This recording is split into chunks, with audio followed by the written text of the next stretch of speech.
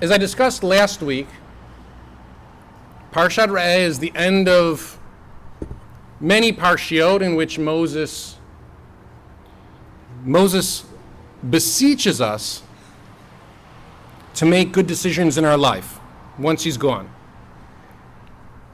To avoid false prophets, right? To eat the right way, to act the right way, to live in the right place. All of these, to have the right type of friends, right? Surround yourself with the right type of advisors. Many of these issues are covered in these weeks. But no parsha deals with it as squarely on as Parshat Re'eh, where we can almost hear that Moses himself is exasperated by the topic. And so in a tradition that begs us to Shema Yisrael, to listen, if you go to Israel today, every Israeli begins every sentence with the word Shema, listen, even though you're clearly listening to the conversation. You're in the conversation, but everything is Shema, Shema, Shema, listen, listen, listen. Moses comes at us from a different tactic and starts the parsha with Re'eh, look, which is incredibly out of the ordinary for us.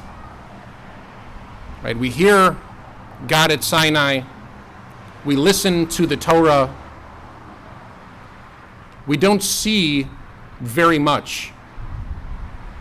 And yet Moses, in this last parsha, says, look, Re'eh anochi noten lifnechem hayom. God says, look, before you, I place before you today, bracha uklala.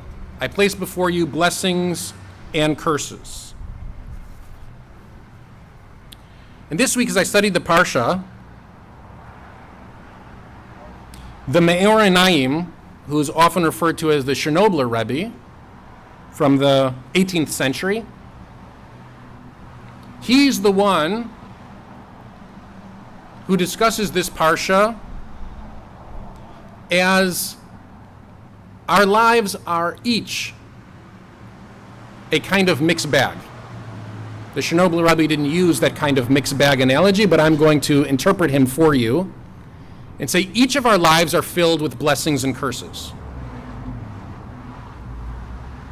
And when we look at somebody and we say, but that life is filled with a lot more blessings, it's essentially not true. That person is just better at covering up all the curses.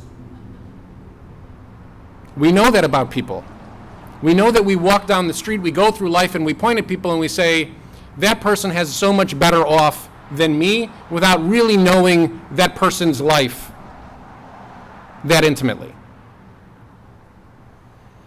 Some people are better off at covering up the disadvantages that they have in life or the challenges that they face. And other people, it seems to be their skill to open every conversation by explaining to you all of the challenges and all of the disadvantages that they have faced in their life. The Me'or Einayim thinks that what Moses and the Torah is trying to explain to us is that we not only have to find a way to the blessings, we have to find a way in our life to be happy with the blessings that we have in spite of the many disadvantages that each one of us carry. This single verse, that I place before each of you a blessing and curse, is a statement about each and every one of our lives, each and every day.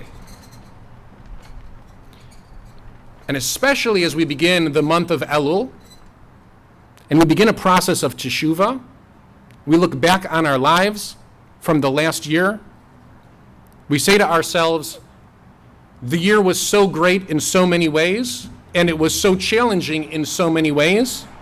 We could walk around and only talk about the challenges, or we could walk around and only talk about the successes. And it's a choice that each one of us makes in terms of the way that we not only perceive the experiences of our life, but the way that we describe it to others. This is a choice that we have not only in big moments in our life, but in the smallest moments in our life when we see one another. Do we open by talking about what's going wrong in my life, or do I open by talking about what's going right in the world? Do I wake up with a disposition where I am overwhelmed by all of the challenges that we face, or do I wake up with an optimistic, uplifted disposition where I am ready to take on the world and help those around me each and every day? There's a story that a man once came to the Baal Shem Tov and said, how would I possibly access God and the Torah? Like you say, if I'm so highly uneducated, all I ever learned in Cheder growing up was the Aleph Bet. You have spent your whole life studying and teaching and preaching and traveling around the world, and say that every Jew can access God. How's it possible for me when all I know is the Aleph Bet? So the Baal Shem Tov looked at this person and said, you have all the tools in the world for your journey. You just start at the last letter Taf, and you just work yourself backwards to Aleph. You'll find God in the oneness of Aleph. I would take that story and I'd apply it to each one of our lives as we begin the Hebrew month of Elul. As Jews, we have this incredible ability to move forward in time and move backward in time in the same moment, right? We do it all throughout the year. So at Passover time, I'm living the Exodus thousands of years ago, and I'm talking about the redemptive qualities of God and the power of the Jewish tradition in this moment, exactly at this time. And I'm hoping to instill it in my children so that they remember it years and years to come. All in the same moment. And in Elul, we have this power to look towards the end of the alphabet and say, next year, I hope is even better. I hope it's even more Tovah than the Shana Tovah that I just experienced. Right? We should walk around wishing each other Shana Yoter Tovah, an even better year than the better year that we had last year, which was even better than the year we had before. And at the same time, we look back. We look backwards. And we say, did I do things last year in which I could have been better? In which I could have been better. I could have made the right choices. Can I seek more blessings this upcoming year? Can I emit more positivity? Can I wake up more often with a sense of optimism? Like the Mayor Naim says that I have a choice. I would say this is a gift, beginning tomorrow, that we have a full month to reflect like this. And not to spoil it for you, but no matter how much reflection you do over the course of this next month, you will end up at Rosh Hashanah.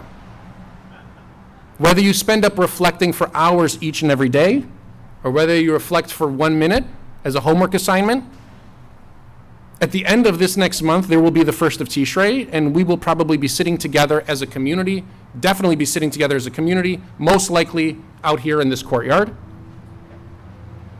And Rosh Hashanah will be upon us.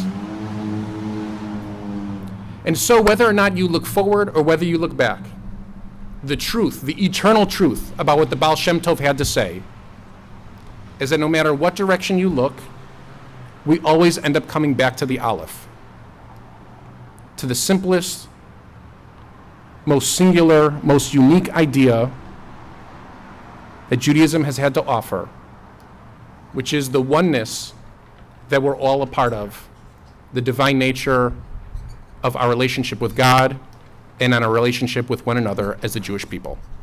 Shabbat Shalom, everybody.